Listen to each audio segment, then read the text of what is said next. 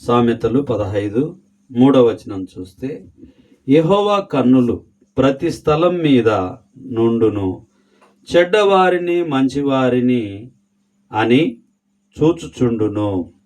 1 మృదువైన మాట క్రోధమును చల్లార్చును, నొప్పించు మాట కోపమును రేపును. జ్ఞానుల నాలుక మనోహరమైన జ్ఞానాంశములు పలుకును, బుద్ధిహీనుల నోరు మూఢవాక్యములు కుమ్మరించును. యెహోవా కన్నులు ప్రతి స్థలం మీద నుండును, చెడ్డవారిని మంచివారిని అని చూచుచుండును. చెడ్డవారిని మంచివారిని చూచుచుండును. కాబట్టి అన్ని విషయంలో కూడా కొంచెము సమయాన్ని ప్రతి ఒక్కరికి కూడా దేవుడు ఇస్తూ ఉంటాడు. ప్రతి ఒక్కరికి కూడా దేవుడు ఆ సందర్భం కొరకు ఇస్తూ ఉంటాడు, అలాగునే చూస్తూ ఉంటాడు. కాబట్టి మనము జాగ్రత్తగా ఉండాలి. మరి దేవుని మాటలను మరి శ్రద్ధగా ఆలకించేటటువంటి వారిగా మనం ఉండాలి. కీర్తనలు 90వ కీర్తన మనం చూసినప్పుడు మొదటి చరణాన్ని మనం చూస్తే, కీర్తనలు 90వ చరణము మొదటి చరణాన్ని చూద్దాము. ప్రభువా, తరతరముల నుండి మాకు నివాస స్థలము నీవే. పర్వతములు పుట్టక మునుపు, భూమిని లోకమును నీవు పుట్టింపక మునుపు, యుగ యుగములు నీవే దేవుడవు. ప్రభువా, తరతరముల నుండి మాకు నివాస స్థలము నీవే. మరి మన నివాస స్థలము దేవుడై ఉంటూ ఉన్నాడు. అది మనం గ్రహించుకోకుండా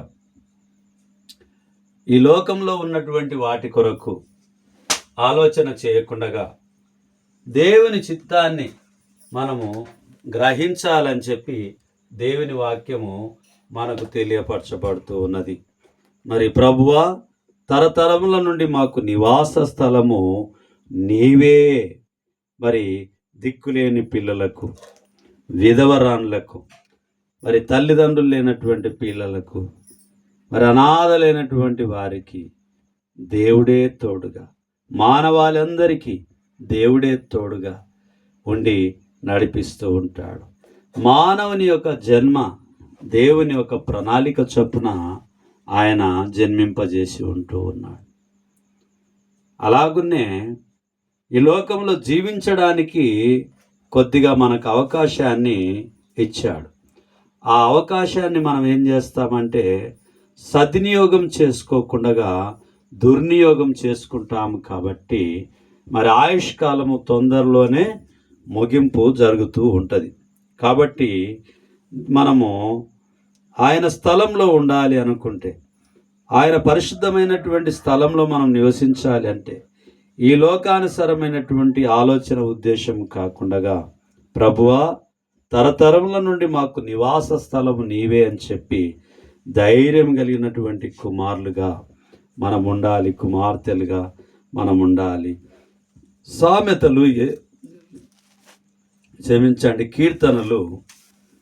కీర్తనలు 24వ కీర్తన మొదటి 3 చరణాలను మనం చూస్తే, భూమియు దాని సంపూర్ణతయు, లోకమును దాని నివాసులను యెహోవాయే. ఆయన సముద్రముల మీద దానికి పునాది వేసెను, ప్రవాహ జలముల మీద దాన్ని స్థిరపరచెను. యెహోవా పర్వతమునకు ఎక్కదగిన వాడెవడు? ఆయన పరిశుద్ధ స్థలములలో నిలవదగిన వాడెవడు? మరి ఆయన పరిశుద్ధమైనటువంటి స్థలములో నిలవదగిన వాడు ఎవడు అని చెప్పి దేవుని వాక్యము గుర్తు చేస్తూ ఉన్నది. మనము చేయాల్సింది ఏమిటి అని అంటే, భూమిపై దేవునికున్న అధికారమునకు, అలాగునే ఆయన ఆత్మీయ రాజ్యంలోని ప్రజలు మహిమ కలిగిన రాజును నమ్ముటకు బోధ కలుగుడు నిమిత్తము మనకు రాసి ఉంచబడి ఉంటూ ఉన్నాయి. ఆయన రాజ్యం గురించి, మరి ఆయన మహిమ గురించి, ఆయన నీతి గురించి మనం తెలుసుకోవాల్సినటువంటి వారిగా మనం ఉంటూ ఉన్నాం. 16వ కీర్తన 6వ చరణాన్ని మనం చూద్దాం. 16వ కీర్తన 6వ చరణాన్ని చూద్దాం. మనోహర స్థలములలో నాకు పాలు ప్రాప్తించెను, శ్రేష్టమైన స్వాస్థ్యము నాకు కలిగెను. నాకు ఆలోచనకర్త అయిన యెహోవాను స్తుతించెదను. రాత్రి గడియలలో నా అంతరింద్రియము నాకు బోధించుచున్నది. సదాకాలము యెహోవా యందు నా గురి నిలుపుచున్నాను. సదాకాలము దేవుని వైపు చూచేటటువంటి వారిగా మనం ఉండాలి ప్రియులారా. కొన్ని సందర్భంలో చాలా వరకు బాధ కలిగిస్తుంది. ఏమిటి అంటే, లోకానుసారంగా ఏదైనా లేకపోతే దాని కొరకు దుఃఖం కలుగుతుంది. ఈ లోకంలో ఉన్నటువంటి మానవులు ప్రతి ఒక్కరిని ఏదో రకంగా ఇబ్బందులకు గురి చేస్తూ ఉంటారు. పెళ్లి కాకముందేమో ఇంకా పెళ్లి చేసుకోవా అని అంటారు. పెళ్ళైన తర్వాతనేమో పిల్లలు కాలేదా ఇంకా అంటారు. పిల్లలైన తర్వాతనేమో మంచి విద్యాబుద్ధులు చెప్పించడానికి ప్రైవేట్ స్కూల్లో జాయిన్ చేయవా అంటారు. మళ్ళీ వాళ్ళు పెద్దగా అవుతున్న కొద్దీ వారికి మరి ఇండ్లు కావాలి, స్థలాలు కావాలి అని అనుకున్నప్పుడు ఎవరు ఎక్కువ సంపాదిస్తే వాళ్ళను పిల్లలు గొప్ప తల్లిదండ్రులుగా భావిస్తూ ఉంటారు. లోకానుసారంగా ఏదైతే లేకపోతే అది కావాలని అనుకుంటారు. చిన్నపిల్లలు ఏది కావాలనుకుంటే అది అడుగుతారు. కానీ పెద్దవాళ్ళు కూడా ఏది కావాలంటే అదే అడుగుతూ ఉంటారు. కానీ పేతురు గారి జీవితంలో మనం ఆలోచన చేసినప్పుడు, ఆయన చేపలు పట్టేటటువంటి పనిలో ఉండగా రాత్రంతా కూడా ఆయన ప్రయాసపడ్డాడు. అయినను ఆయనకేమీ దొరకలేదు. ఎప్పుడైతే యేసు ప్రభు వారు వచ్చారు, ఆయన చెప్పినటువంటి మాటను, నీవు వలను వెయ్యి అని చెప్పినప్పుడు, ప్రభువా రాత్రంతా శ్రమ పడినను మాకేం దొరకలేదు, కానీ అయినను నీ మాట చొప్పున మేము వల వేతుము అని అన్నారు. ఎప్పుడైతే యేసు ప్రభు వారి మాటను నమ్మారో కార్యము జరిగింది. వల వేసిన వెంటనే ఆ వల పికిలిపోయేటటువంటి పరిస్థితి వరకు తన పాలి వారిని పిలవడానికి సైగ చేసుకొని పిలుచుకున్నటువంటి సందర్భం లేఖనము మనకు గుర్తు చేయబడుతూ ఉన్నది. ఎప్పుడైతే మనం దేవుణ్ణి కలిగి ఉంటామో, దేవుని యందు ఉంటామో, దేవుడు తప్పకుండా ఆయన ఇస్తాడు. తప్పకుండా ఇస్తాడు అని అంటే, అందరం అనుకుంటాము ఈ లోకానుసారందే కావాలని దేవుణ్ణి కోరుకుంటాం. అందరం అనుకుంటాము ఈ లోకానుసారమైనటువంటి ఆస్తుపాస్తులే కావాలని కోరుకుంటాం. సొలొమోను గారు అడిగారు, ఈ ప్రజలను పరిపాలించడానికి నాకు జ్ఞానము కావాలని కోరాడు. జ్ఞానము కావాలని చెప్పి ఆయన కోరినప్పుడు దేవుడు ఆయనకు జ్ఞానంతో పాటు ఐశ్వర్యాన్ని ఇచ్చాడు. మనమేమో ఏది కావాలనో అది మాత్రమే అడుగుతూ ఉంటున్నాము. దేవా నీ చిత్తం అని అనడం లేదు. నీ చిత్తమైతే నాకు ఇది అని అడగడం లేదు. అందుకనే కొన్నిసార్లు ఆలస్యం అవుతుంది. అంతేకాకుండా విశ్వాస జీవితంలో కూడా పరీక్షలు కూడా ఉంటాయి. నిజమైనటువంటి క్రైస్తవులకు పరీక్షలు కూడా ఉంటాయి. అబ్రహాం గారికి పరీక్ష 70 సంవత్సరాలప్పుడు వాగ్దానం చేయబడి, మరి 99-100 సంవత్సరాలప్పుడు ఆయనకు సంతానాన్ని దేవుడు అనుగ్రహించాడు. ఆకాశ నక్షత్రాలను చూపించాడు. ఇసుక రేణుల వలె ఉంటారని చెప్పి చూపించారు. నీ చేతనైతే లెక్కించమని చెప్పాడు. అప్పుడు ఏమీ లేదు, సంతానం లేదు. దేవుడు నమ్మదగిన వాడు, తప్పకుండా ఆయన సహాయం చేస్తాడు. నిజమైనటువంటి విశ్వాసులకు పరీక్ష తప్పకుండా ఉంటుంది. ఆ పరీక్షలో నెగ్గాలి అని అంటే దేవాని చిత్తము అని చెప్పి ఎప్పుడైతే పరిపూర్ణంగా ఆయన మీద ఆధారపడతామో, మనం ఊహించు వాటికన్నిటికంటేను అత్యధికంగా దయచేయగలిగినటువంటి దేవుడై ఉంటూ ఉన్నాడు. మరి షడ్రక్ మెషక్ అబేద్నెగోలు వారి జీవితాన్ని కూడా మనం పరిశీలన చేసినప్పుడు వారి ఆలోచనలు, వారు ఒక మాట చెప్పారు, మేము ఈ ప్రతిమకైతే మొక్కం మేము అని చెప్పారు. అంటే రాజు ఆజ్ఞని మితిమీరుతున్నావు కాబట్టి అగ్నిగుండంలో మిమ్మల్ని వేయాలని చెప్పి వేశారు. వేస్తే ముగ్గురు పోయి నలుగురు అయ్యారు. ప్రతి విశ్వాసికి పరీక్ష ఉంటుంది. ఆ పరీక్షలో నెగ్గడానికి మనము ప్రయత్నం చేసేవారిగా ఉండాలి. విశ్వాసంలో కొట్టుకుపోకుండా స్థిరంగా నిలబడేటటువంటి వారిగా ఉండాలి. అబ్రాహాము గారు బలిపీఠము కట్టించి స్థలాన్ని దేవుని సన్నిధిగా, దేవుని కొరకు బలిపీఠాన్ని కట్టించారు. మనము మన ఆలోచనలు, మన ఉద్దేశాలు దేవుని వైపు మన గమ్యం చేరితే, దేవుని వైపు మనం చూస్తే ఆయన నీతిమంతుల మీదను అనీతిమంతుల మీదను ఆయన చూపు ఉన్నది అనేటటువంటిది దేవుని వాక్యం గుర్తు చేయబడుతూ ఉన్నది. కాబట్టి విశ్వాసులకు మాత్రమే పరీక్ష ఉంటుంది తప్పకుండా. ఆ బయట ఉన్నప్పుడు, ఉదాహరణకు బొగ్గు మనం ఆలోచన చేసినప్పుడు, బొగ్గు బయట ఉన్నప్పుడు అది బాగా కర్రెగా అలాగునే ఉంటుంది.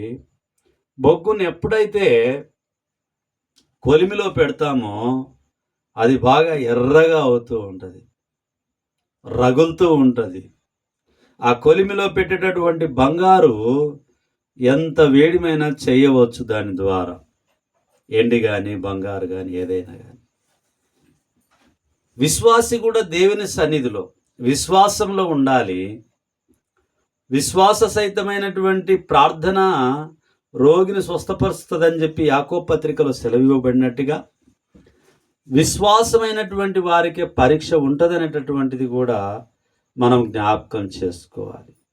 ఏబు గారి జీవితాన్ని మనం చూసినప్పుడు ఏబు గారు విశ్వాసంగా ఉన్నారు కాబట్టే ఆయనకు పరీక్ష దేవుడు అవకాశాన్ని కలిగించి ఉన్నాడు. కాబట్టి ప్రియమైనటువంటి వారులారా, నీతిమంతులకు అనేకమైనటువంటి అవమానాలు రావచ్చు, నిందలు రావచ్చు, ఇబ్బందులు రావచ్చు, శోధనలు రావచ్చు, ఆటంకాలు రావచ్చు, తిట్లు రావచ్చు, దెబ్బలు తలగొచ్చు. కానీ దేవుడు గొప్పవాడై ఉంటూ ఉన్నాడు. మీ స్థలంని మరి పరిశుద్ధముగా ఆయన మార్చడానికి ఎప్పుడైతే నీవు దేవుని వైపు చూస్తావో, దేవుని వైపు గురి పెట్టుకొని నీవు నడుస్తూ ఉంటావు, అద్భుతాన్ని చూడగలుగుతాం. అద్భుతం చేయుమయా నా జీవితంలో, నిన్నే నే నమ్మియున్నా యేసయ్యా. ఎప్పుడైతే దేవుని వైపు మనం చూస్తామో అద్భుతం ఆలస్యం కావచ్చు, గొప్ప కార్యాలు ఆలస్యం కావచ్చు, కానీ ఆయనను నమ్మిన వాడు ఎన్నడూ మోసపోయినటువంటి చరిత్ర లేదు. నీవు బొగ్గుగా ఉండి బయట ఉంటావా, కొలిమిలో పడి అగ్గి రాగేసుకుంటూ ఉపయోగకరంగా వెలుగుతూ ఉంటావా? ఆలోచన చేయగలిగినటువంటి వారిగా, మన జీవితాన్ని దేవుని వైపు ఉంచేటటువంటి వారిగా మనం ఉండాలి. ప్రియులారా, 2 అవకాశాలు ఉన్నాయి ఈ మధ్యకాలంలో జీవించేటటువంటి జీవితానికి. బొగ్గుగా ఉంటావా, అగ్గిగా మారుతావా? విశ్వాసిగా ఉంటావా, అవిశ్వాసిగా ఉంటావా? పరిశుద్ధునిగా ఉంటావా, సాతాను ప్రేరేపింపబడినటువంటి వారిగా ఉంటావా? మనల్ని మనం పరిశీలన చేసుకోవడానికి, మనల్ని మనము ఆలోచింప చేసుకోవడానికే మనందరి ముందు దేవుడు గొప్ప పరిశుద్ధ గ్రంథాన్ని మన మధ్యలో ఉంచి ఉంటూ ఉన్నాడు.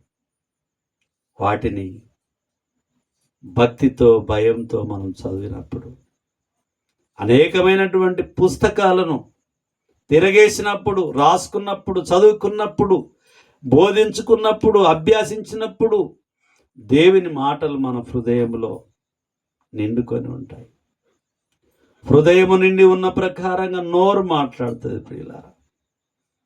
కాబట్టి స్థలము, మరి యేసు ప్రభు వారికి ఈ లోకంలో స్థలము లేదు.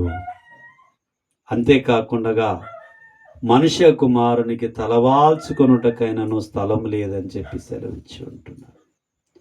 నక్కలకు బొరియలను, ఆకాశ పక్షులకు నివాసములు కలవు గాని మనుష్య కుమారునికి తలవాల్చుకొనుటకు కూడా ఉండదు అని చెప్పి దేవుని వాక్యం తెలియపరచబడుతుంది. కరోనా సమయంలో ప్రాణం బ్రతికుంటే చాలని చెప్పి అనేక స్థలాలను వదిలిపెట్టి వచ్చారు. వారి యావదాస్తి అంతా కూడా ఆ ప్రాంతంలో కరోనా విస్తరించి ఉన్నప్పుడు అన్నిటిని వదులుకొని వచ్చారు, తాళాలు వేసుకొని వచ్చారు. బ్రతుకుతే చాలనుకున్నారు. భూకంపం వచ్చినప్పుడు కూడా అలాగునే వదిలిపెట్టి వస్తూ ఉంటారు, బ్రతుకుతే చాలని అనుకుంటారు. కానీ మన నివాస స్థలము క్రీస్తు ద్వారా పరలోకమందు ఉన్నదనేటటువంటి విషయాన్ని మనము జ్ఞాపకం చేసుకోవాలి ప్రియులారా. మరి జ్ఞాపకం చేసుకొని ముందుకు కొనసాగాలి. కొరింథీయులకు రాసిన 2వ పత్రిక 5వ అధ్యాయాన్ని మనం చూసినప్పుడు మన యొక్క స్థలం ఎక్కడ ఉందో మనం చూద్దాం ప్రియులారా. కొరింథీయులకు రాసిన 2వ పత్రిక 10వ అధ్యాయము మొదటి నుంచి కొన్ని వచనాలు మనం చూసినప్పుడు,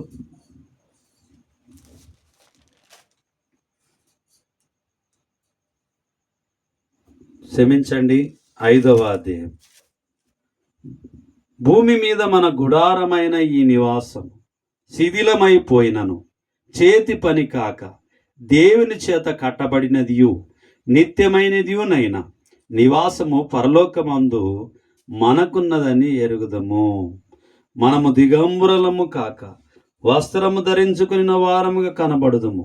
కాబట్టి పరలోకము నుండి వచ్చు మన నివాసము దీనిపై ధరించుకొననపేక్షించు దీనిలో మూలుగుచున్నాము. ఈ గుడారంలోనున్న మనము భారం మోసుకొని మూలుగుచున్నాము. ఇది తీసివేయవలెనని కాదు గాని మర్త్యమైనది జీవము చేత మృంగివేయబడినట్లు ఆ నివాసమును దీనిపైని ధరించుకొనగోరుచున్నాము. దీని నిమిత్తము మనలను సిద్ధపరిచిన వాడు దేవుడే, మరియు ఆయన తన ఆత్మ అను సంచకరువును మనకు అనుగ్రహించి ఉన్నాడు. కాబట్టి మన నివాసము పరలోకమందు ఉన్నది, అది మనం గ్రహించాలి. ఇక్కడ ఈ భూమి మీద ప్రస్తుతం తాత్కాలికంగా నివసించడానికి మాత్రమే పరదేశులము, యాత్రికులమై ఉంటూ ఉన్నాం. చాలాసార్లు మరణమైనటువంటి సందర్భంలో మనం పాటలు ఆడుకుంటాం. కానీ ఆ మరణ స్థలము విడిచిపెట్టిన తర్వాత మళ్ళీ యథాస్థితికి వెళ్ళిపోతూ ఉంటాం. పరదేశులము ప్రియులారా మన పురమిదిగాదిప్పుడు నిజముగా పురమిదిగాదిప్పుడు. ఎన్ని నాళ్ళలో జీవించినా కూడా మన్నైపోదుమని చెప్పి తెలుసు. కానీ ఈ లోకంలో ఉన్నది ఇది నాది, అది నాది, అది కావాలి, ఇది కావాలి అనేటటువంటి ఆలోచన కలిగి, ఉద్దేశం కలిగి ప్రాకులాడుతాం. కానీ దేవుడు మనకు కొన్నిసార్లు అది ఆలస్యం చేస్తాడు. ఆలస్యం చేసినంత మాత్రాన ఇబ్బంది పడాల్సినటువంటి అవసరం లేదు. దేవుడు ఏమి ఇవ్వాలనో అది ఇస్తాడు. తగిన కాలం అందు హెచ్చించడానికి ఆయన కృప కలిగినటువంటి దేవుడై ఉంటూ ఉన్నాడు. కాబట్టి మనం ఎప్పుడు నిరాశపడడానికి వీలు లేదు. యాకోబు పత్రిక 4వ అధ్యాయాన్ని మనం చూసినప్పుడు, మీలో యుద్ధములను పోరాటములను దేని నుండి కలుగుచున్నవి? మీ అవయములలో పోరాడు మీ భోగేచ్ఛల నుండే కదా. మీరు ఆశించుతున్నారు కానీ మీకు దొరుకుట లేదు. నరహత్య చేయుదురు, మత్సరపడుదురు గాని సంపాదించుకొనలేరు. పోట్లాడుదురు, యుద్ధము చేయుదురు గాని దేవుణ్ణి అడగనందున మీకేమీయూ దొరకదు. మీరు అడిగినను మీ భోగముల నిమిత్తము వినియోగించుటకు దురుద్దేశంతో అడుగుదురు గనక మీకేమీయూ దొరుకుటలేదు. మరి ఇక్కడ యాకోబు పత్రికలో మరి కోరికలు, కలహములు మూల కారణము అనేటటువంటి ఈ 4వ అధ్యాయంలో మనకు ఈ లోకంలో మితిమీరినటువంటి ఆలోచనలు ఏదైతే కలిగి ఉంటే దానివల్ల మనము నష్టము చెవి చూడవలసి వస్తుంది అని చెప్పి మీరు అడుగుతారు కానీ నేను ఇవ్వను అని చెప్పి దేవుని వాక్యము మనకు గుర్తు చేయబడుతూ ఉన్నది ప్రియులారా. కాబట్టి అడిగేదేదో నాయనా నిశ్చిత్తమైతే నాకు అనుగ్రహించమని ఇర్మియా 33:3 చెప్పబడింది. నాకు మొరపెట్టుము, నేను నీకు ఉత్తరం ఇచ్చేదను, గూఢమైనటువంటి సంగతులు నేను నీకు వివరించేదను అని చెప్పి సెలవు ఇవ్వబడి ఉంటున్నది. మరి యోహాను మత్తయి సువార్త 7:7 అడుగుడి మీకు ఇవ్వబడునని చెప్పి సెలవు ఇవ్వబడింది. వెదుకుడి మీకు దొరుకును, తట్టుడి మీకు తీయబడునని మీరు సెలవు ఇవ్వబడింది.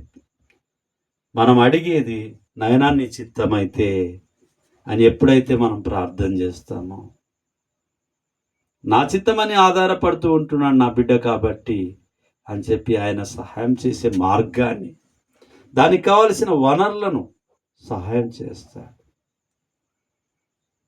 యోహాను సువార్తలో 14:14 నా నామంలో మీరు నన్ను ఏమడిగినా నేను మీకు అనుగ్రహించునని సెలవిచ్చి ఉంటున్నాడు.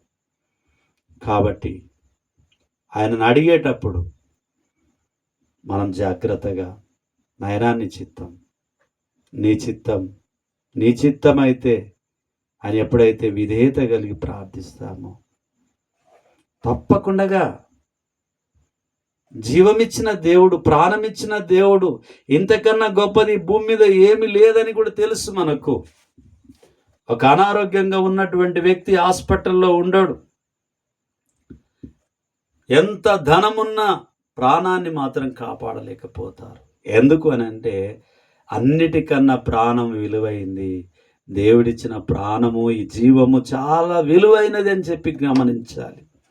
ఇంతకన్నా గొప్ప భాగ్యం ఈ భూమి మీద మనకు ఏమీ లేదు అని చెప్పి అంగీకరించాలి, అర్థం చేసుకోవాలి. కాబట్టి ప్రియమైనటువంటి సహోదరి సహోదరులారా, మానవులుగా ప్రతి ఒక్కరం తప్పిపోతాం, అడుగుతాం, ఆలోచన చేస్తాం, దొరకనప్పుడు బాధపడతాం. చిన్న పిల్లల్లాగా మమ్మీ డాడీ ఏదైనా అడుగుతూ ఇవ్వకపోతే బాధపడతాం చిన్నపిల్లల్లాగా. కానీ దేవుడు పరీక్షించి ఇస్తాడు. మనుషుడేమో వెంటనే ఇస్తుంటాడు. దేవుడైతే మనకు అవసరమా కాదా, ఎప్పుడు ఇవ్వాలి, ఎలా ఇవ్వాలి అనేటటువంటిది ఆలోచన చేస్తాడు. కొన్ని చోట్ల మనం చూస్తాం కదా, మీరు చెడ్డవారయ్యుండి మీ పిల్లలకు మంచి ఈవులని అని ఎరిగి ఉంటూ ఉన్నారు. మీ పరలోకపు తండ్రి అంతకన్నా గొప్పవాడు కాబట్టి ఆయన ఇంకా గొప్పవే ఇస్తాడు. మీ తలంపుల కంటే నా తలంపులు ఎంతో ఉన్నతమైనవి అనేటటువంటిది దేవుని వాక్యం గుర్తు చేయబడుతూ ఉన్నది. దావీదు గారు అడవిలో ఉన్నప్పటికీ దేవుని ప్రణాళిక అతని మీద ఉంది. అతని అన్నలు ముందుగాల వచ్చినప్పటికి కూడా ఆయనను అభిషేకించలేదు. వారిని దావీదు గారిని పిలిపించి అభిషేకించారు. దేవుని ప్రణాళిక ఎవరి పట్ల ఎలా ఉంటుందో తెలియదు. వెయిటింగ్ లిస్ట్లో మనం ఉండాలి, వేచి ఉండాలి. ఒక వ్యవసాయదారుడు తన పంట పొలాన్ని పండించడానికి ఎంతైతే శ్రమపడి పంటను పండించి అది వచ్చినంత వరకు వేచి ఉంటాడో, అలాగునే మనం ఎప్పుడైతే వేచి ఉంటామో దేవుడు తప్పక మనందరి పట్ల కార్యాన్ని చేస్తాడు. దేవుడు చేసే కార్యాలు ఆలస్యం అవుతాయి కానీ అద్భుతంగా ఉంటాయి. దేవుడు ఎన్నడూ ఎవరిని మోసగించడు, మనుషుడు మోసగిస్తాడు. మనుషులను నమ్ముట కంటే యెహోవాను ఆశ్రయించుట ఎంతో ఉత్తమమైనది. కాబట్టి ఆయనను రుచి చూచి ఎరిగే వారిగా మనం ఉండాలి. రుచి చూచి ఎరిగి తిని యెహోవా ఉత్తముడవని, రుచి చూచి ఎరిగి తిని యెహోవా ఉత్తముడవని. ఆయనను ఎప్పుడైతే మనం రుచి చూస్తామో, ఎప్పుడైతే ఆయనకు అంటుకట్టుకొని ఫలించే ద్రాక్షవల్లిగా మనం ఉంటామో, దేవుడు తప్పకుండా నీ పట్ల నా పట్ల తన ప్రణాళికను మాత్రం ఎన్నడూ తీసివేయడు. ఆయన గొప్ప కార్యాన్ని మన పట్ల జరిగించేవాడై ఉంటూ ఉన్నాడు. జగత్కు పునాది వేయబడక మునిపే దేవుడు నిన్ను నన్ను మనలందరినీ ఆయన ప్రణాళికలు నిర్మించి ఉంటూ ఉన్నాడు.